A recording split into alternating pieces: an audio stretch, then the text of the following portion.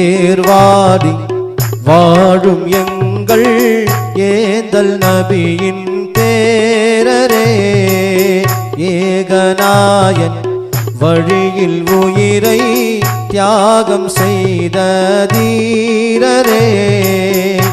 ஏர்வாடி வாழும் எங்கள் ஏந்தல் நபியின் பேரரே, ஏகநாயன் வழியில் உயிரை தியாகம் செய்த தீரரே.